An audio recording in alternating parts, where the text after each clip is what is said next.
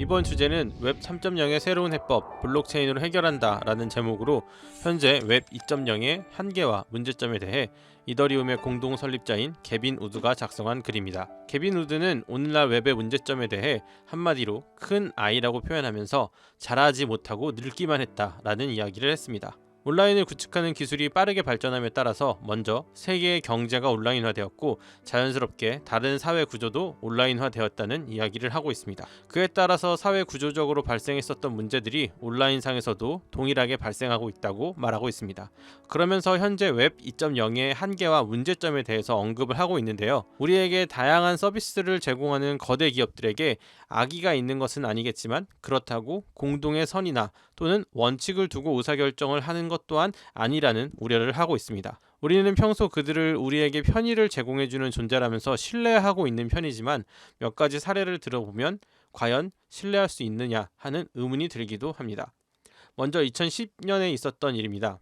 위키리스크에서 공익을 위해 고발한 내용들이 금융기관의 이해관계와 충돌이 생기게 됩니다. 그러자 금융기관에서 뚜렷한 법적 근거 없이 위키리스크의 금융 서비스를 모두 차단한 사례가 있었습니다. 이로 인해 위키리스크의 공익적인 활동을 응원하고 후원하고자 하는 사람들이 합법적인 방법으로는 후원을 할 수 없는 상황이 생기기도 했었습니다. 또한 2021년 2월 연합뉴스에 올라왔던 윤고은 기자님의 기사에 따르면 중국이 생체정보 수집과 활용에 관해서 96개국 중 1위를 차지했다고 합니다. 하지만 개인정보가 너무 쉽게 유출이 되기도 하고 심지어 거래가 되고 있는 정황이 발견되기도 하면서 데이터가 잘 보호되고 있는지에 대한 의문이 있다는 지적도 있었습니다. 그리고 이 데이터를 가지고 과연 국민에게 서비스를 제공하는 것이냐 아니면 국민들을 감시하는 것이냐, 빅데이터로 인해 빅브라더가 생기는 것은 아니냐라는 우려가 함께 있었다고 합니다. 이러한 문제는 비단 중국만의 문제는 아닙니다. 현재 메타는 과거 페이스북이었던 시절에 개인정보 유출 파문 관련해서 저크버그가 미국 상원위원회에 출석하게 되는 일도 있었습니다.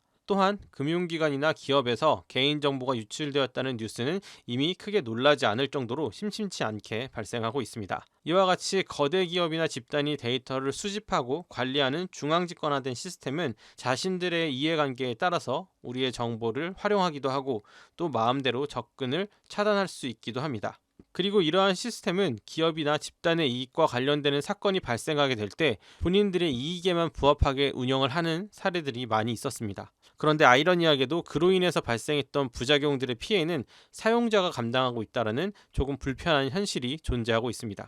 웹 2.0에서는 이러한 개인정보의 관리에 대한 문제만 있는 것은 아닙니다. 지난 10월에는 페이스북에서 근무했던 프랜시스 하우건이라는 사람을 통해서 자신들의 알고리즘이 10대들에게 그리고 사용자에게 안 좋은 영향을 끼칠 수 있다는 것을 알면서도 그것에 대해 묵인했다는 내부 고발이 있었습니다. 관련해서 뉴욕타임즈는 좋아요 개수 표시를 감추기 전과 후를 비교하는 자체 조사를 실시했다고 합니다.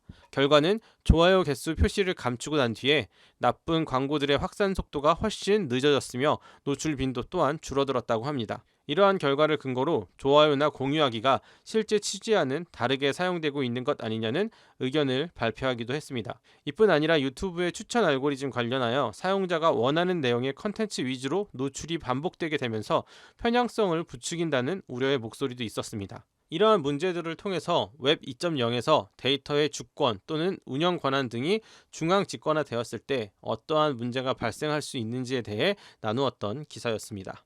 네, 아까 말씀해 주신 대로 정보의 편향성에 대해서 개인적 경험이 하나 생각났는데요. 네네네. 네, 올해 가장 핫했던 게 부동산이었죠. 음. 부동산을 찾기 시작하니까 갑자기 제 네이버 첫 번째 신문 기사 전면이 다 부동산 기사로 바뀌더라고요. 그래서 그렇죠. 굉장히 깜짝 놀랐습니다. 평상시엔 그런 일이 없었는데 키워드를 계속 키인하다 보니 이제 부동산 기사로 도배되는 것을 보면서 알고리즘이 단편적이긴 하지만 그래도 내가 원하는 정보를 다 끌어서 올 수 있구나라는 생각도 했었고요.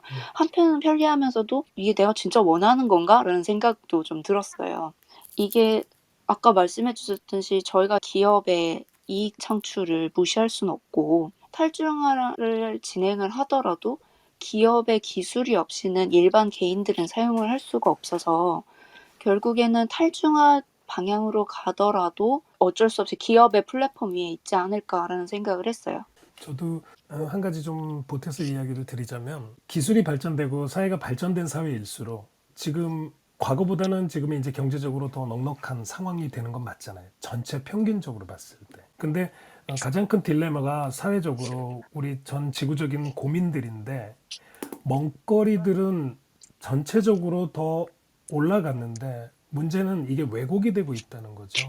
전 지구적인 양극화 그리고 한국 내에서 보더라도 양극화의 개념들은 국가의 경제적인 수준이 높아짐에도 불구하고 그 양극화는 여러 가지 측면에서 더 심화되고 있다는 거는 연구자들의 논문이나 이런 것들로 뭐 당연히 발견될 수 있는 지점입니다. 그게 이제 우리 사회가 이제 해결해야 될 부분인데 마찬가지인 것 같다라는 생각이 들어요. 인공지능이라는 어떤 이런 그 IT 기술, 이런 기술이 첨예하게 발전되면 발전될수록 사회는 여러 가지 이제 문명의 얘기를 통해서 얻어지는 혜택들이 있겠죠. 근데 문제는 뭐냐면 그 지점에서 그만큼 기술이 더욱 발전된다는 거는 그 기술의 영향력이 더욱 커진다는 얘기잖아요. 그것의 헤게모니를 갖고 있는 소위 말하는 IT 거대 공룡 기업들, 이런 빅브라더스의 여러 가지 건전한 부분도 분명히 있고요.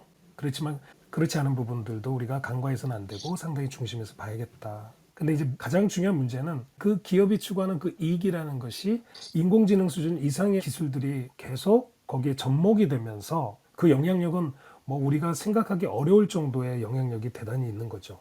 줄리님이 앞에서 얘기한 것처럼 내가 필요로 하는 것들을 이렇게 보여줄 때 좀 더 일사불란하게, 좀 더 치밀하게 그런 내용들이 보여주면서 나와 나의 개인 일상 그리고 우리 사회에 크게 영향을 미치고 있다는 거예요. 근데 문제는 그런 것들로부터 어떤 부정적인 측면에서 소외되거나 양극화의 저 반대쪽에 있는 그런 사람들이 간과돼서는 안 된다라는 얘기를 좀 이 시간을 통해서 한 번 더 이야기를 드리고 싶은 생각이 드네요.